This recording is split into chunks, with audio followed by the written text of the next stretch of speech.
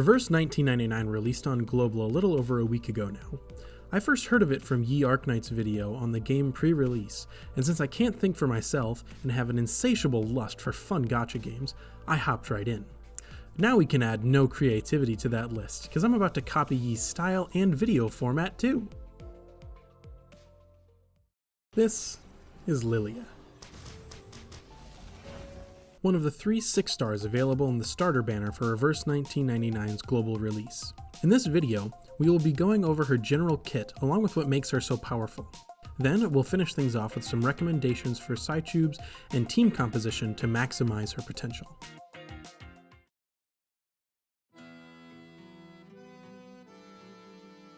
Lilya, the wind-riding goddess of victory, God's drunkest driver, the A20 queen of the sky, quote, blonde girl with ponytail, or Russia's big girl, is a star Arcanist with a focus on reality burst damage. Despite being a burst DPS unit, Lilya has a lower attack than many other 6 stars at max level. Where she makes up for this is scaling, the secondary effects on her skills, and crit rate and crit damage, which are partially integrated into her special stats. Lilya's first skill, Crosswind Takeoff, is a single target incantation with good scaling that will launch a second attack that does decreased damage from the original on any critical hit. This is considered a second action, the attack scales with card star level, and it will target a random enemy if the original target is dead. Her second skill, Aerial Maneuvers, is a mass attack that targets 2 enemies. Unfortunately, this attack doesn't have the secondary effect that is on her first skill. Despite that, its scaling is only off by 10, 15, and 25% compared to her first skill, which is very powerful regardless. I'm completely and mentally stable. Oh, hey, look, a civilian airliner. Do it. You know you want to do it. Lock it. Just do it. Just lock onto that civilian airliner. Come on, just do it. Do it now. Now, the star of Lilya's kit, her ultimate, a small trick. Single target, 700% reality damage, plus on crit, heal for 15% of the damage.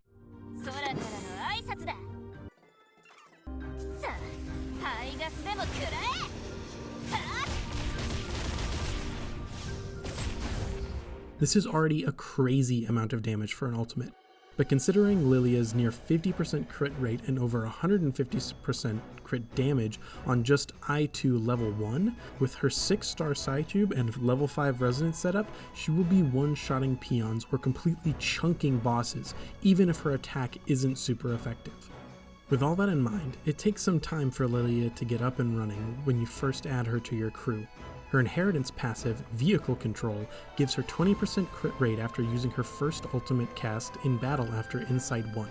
At Insight 2, she gains a flat 10% crit rate upon entering battle, and finally, at Insight 3, her side tube gives plus 100% crit rate, effectively doubling it. Because of the strength of her inheritance, Lilya won't truly shine until you get her to at least Insight 2. Moving on to her portrayals, there isn't really much to say. Almost every Arcanist portrayals in Reverse 1999 are incredibly powerful, and that applies to Lilya as well. If you get one, congrats, but I would recommend filling out your roster first and saving for new Arcanists, since I'm confident that they will affect how you approach stage challenges more than making Lilya hit almost 25% harder. The last thing to talk about before moving on to team composition are side tubes and generalized resonance setup. Lilya's side tube options are relatively varied, but given we have the ability to purchase 6 star side tubes from normal farming, her go-to side tube is the lovely Thunderous Applause. With its scaling crit rate stat and its plus 16% critical damage on a single target attack, you can't go wrong picking this side tube. But because of Lilya's level 3 vehicle control, you are practically obligated to run a side tube with crit rate.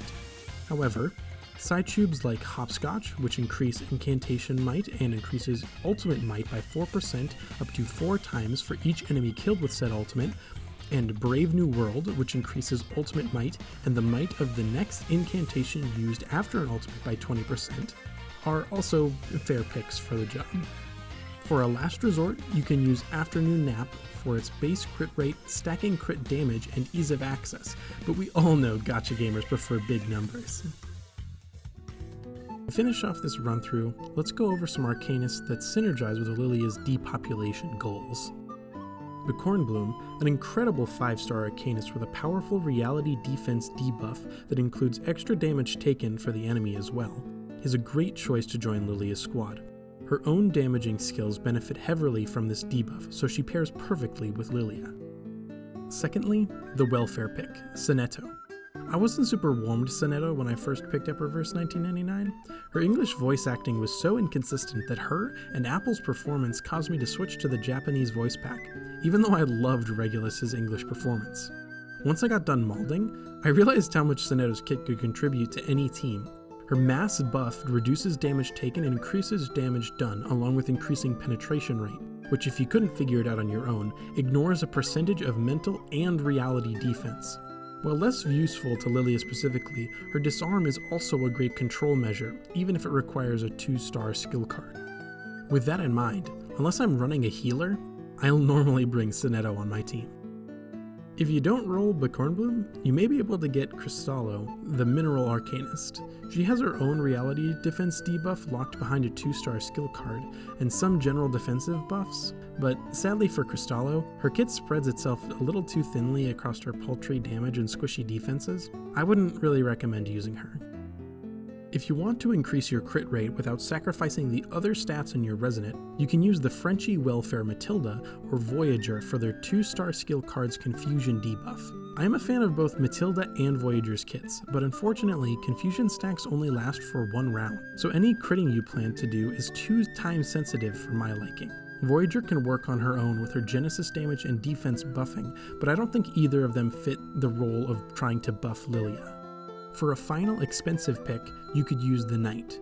One of his skills has party-wide Moxie generation, and if his mass attack ultimate gets a kill, all allies get a plus 50% damage buff on their next attack. In my experience though, the Knight competes with Lilya for kills and general Moxie generation through card combinations, and even though he gets Lilya's most powerful ability out faster, it requires so much use in combat that you would be better off using another support at that point.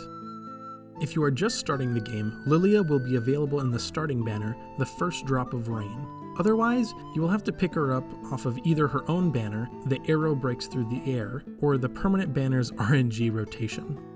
Alright, I hope this was helpful. I've been DT, and I'll see you next time.